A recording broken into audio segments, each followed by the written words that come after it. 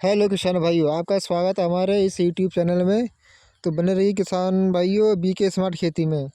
तो किसान भाइयों, आज हम बात करेंगे कि हम अपनी आलू की फसल में तीसरा स्प्रे में कौन सी दवाई डालें जिससे जो है हमें अधिक उत्पादन प्राप्त हो।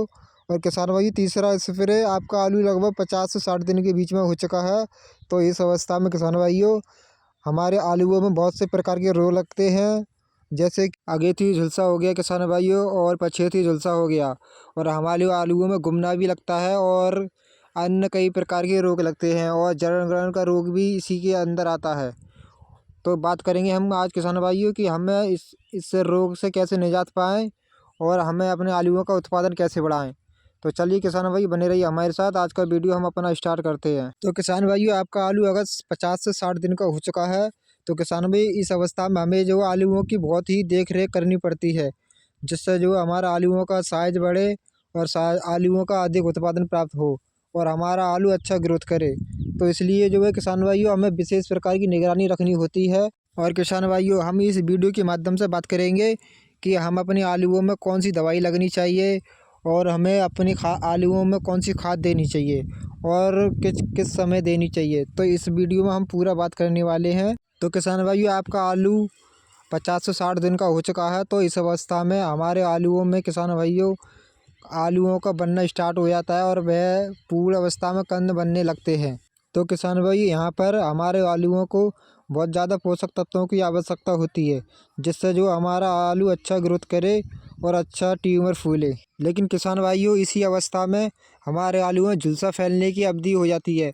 इसी समय पर 50 से 60 दिन के बीच में ही झुलसा का रोग देखने को मिलता है, और इसमें जो है जड़ गलन की शिकायत भी इसी अवस्था में होती है। और किसान भाइयों, इसी अवस्था में कई अन्य प्रकार के रोग देखने को मिलते हैं, जिससे जो हमारी फसल तहस नहस हो जाती है।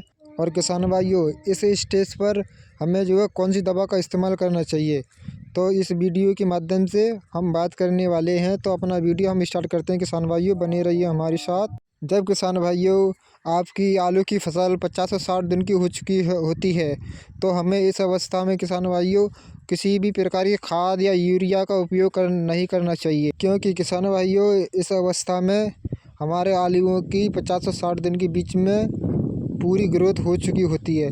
इसलिए जो है किसी भी प्रकार का कोई भी आइटम या फिर कोई ग्रोथ प्रमोटर नहीं डालें। लेकिन किसान भाइयों, हमें ऐसा प्रोडक्ट डालना चाहिए जिससे जो है हमारे आलूओं की पैदावार भी बढ़े और हमारा आलूओं का साइज़ भी बढ़े, और किसान भाइयों हमारा आलू अच्छा फूले। यूरिया के स्थान पर किसान भाइयों हमें कैल्शियम नाइट्रेट डालना है, जो बोरान मिक्स वाला आता है। और इसकी डोज की बात करें तो किसान भाइयों 25 केजी प्रति एकड़ के हिसाब से डालना है। और हमें इस्तेमाल करने के लिए किसान भाइयों पानी के पूर्व अवस्था में इसको अपने आलूओं में देना है।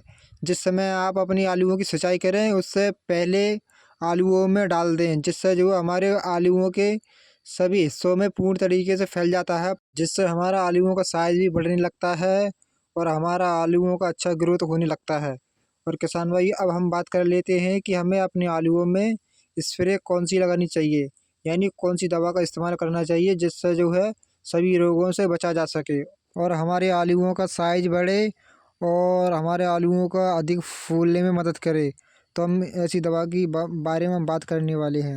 तो किसान भाइयों, हमें एक टॉनिक लेना है, जो टॉनिक का नाम बायोवीटा है। ये किसी भी अच्छी कंपनी का एक बायोवीटा ले सकते हैं, या फिर आपके क्षेत्र में ये नहीं मिले तो किसान भाई दूसरा हम ईसा बयान, जो सिजेंटा कंपनी की आती है, उसको अपनी फसल में इस्तेमाल कर सकते हैं। और किसान भाइयों, इन दोनों टॉनिकों में से एक ही टॉनिक अपनी फसल में उपयोग करें। और किसान भाइयों, इन दोनों टॉनिकों की डोज की बात करें तो हमें जो है किसान भाइयों 500 ग्राम प्रति एकड़ के हिसाब से अपनी आलू की फसल में उपयोग कर सकते हैं। और दूसरा किसान भाइयों, हमें लेना है NPK 05234, और इसकी डोज की बात करें हम किसान भाइयों तो 500 ग्राम प्रति एकड़ के हिसाब से लगा सकते हैं।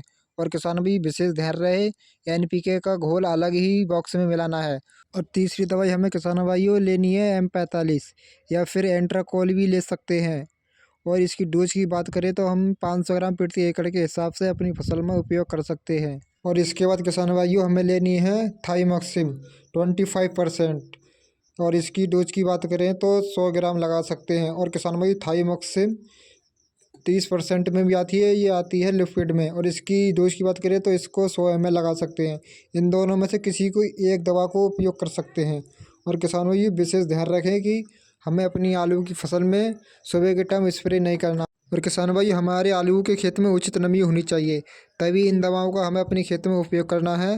अगर नमी नहीं हो तो स्प्रे नहीं करेंगे, और सिंचाई करने के बाद तब स्प्रे कर सकते हैं। और किसान भाई, इसके साथ हमें 100 ग्राम स्टिकर लेना है, या फिर सिलिकॉन वाला भी ले सकते हैं। सादा वाला 100 ग्राम और सिलिकॉन वाला 50 ग्राम प्रति एकड़ के हिसाब से अपनी फसल में उपयोग कर सकते हैं। किसान भाई, हमारी जानकारी आपको कैसे लगी तो हमारे चैनल को सब्सक्राइब करें एंड लाइक करें।